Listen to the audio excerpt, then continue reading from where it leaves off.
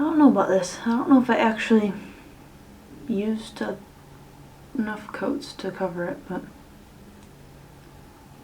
oh well. Just keep on keeping on. Welcome to OK Miniatures. I'm Kay, and today I'm looking at wet blending. So wet blending is a technique that I've used a couple times on minis, and so I've decided to make this little introduction for new mini painters like myself.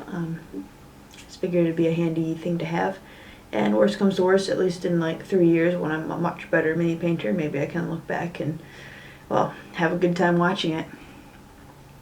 So this video is I've created based on watching a few YouTube videos and a little bit of research, but mainly just my own personal experience. I'm not a professional. I've painted maybe 3 minis, so yeah, hope this helps. I used a Fire Fennec Fox model by MZ4250. I'll leave the link down below if I remember to. Hopefully I remember. He makes some really great models, so check out his stuff. It's good. I started out with a base coat of red on the wings just to give it a little bit of coverage so I don't have to worry about covering the entire model in one coat or a couple coats later.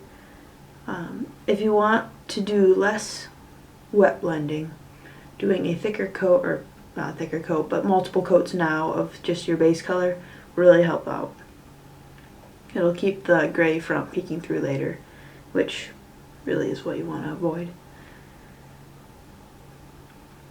So then what I do is I take my lighter color, in this case yellow, and I put a thickish blob on it, on the wing here. And then I mix in little bits of the darker color. So I usually put, like here, I put a little bit of red, straight red on the tip of the wing. And then I slowly worked my way wiping off some of the paint, and then take just a little bit that's left on the brush and mix that with the yellow near the base of the wing. Just kind of give it that little bit of orange look, and then I work my way back out to get to a darker red. And I have to do this a couple times, usually adding more yellow and at the base of the wing, and then a little bit more red at the tip. For the most part, I didn't need to add more red because red's the darker color. It kind of overpowers the yellow if you're not careful.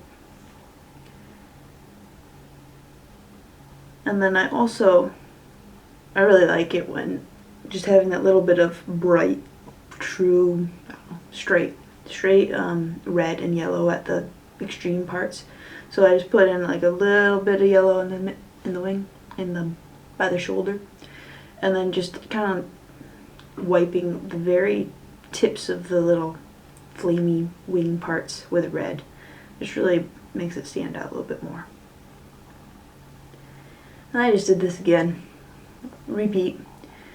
That way it actually gets a full coverage. And then I also did the back of the wings. The back of the wings, same process. I just like to tone back the lightest color a little bit.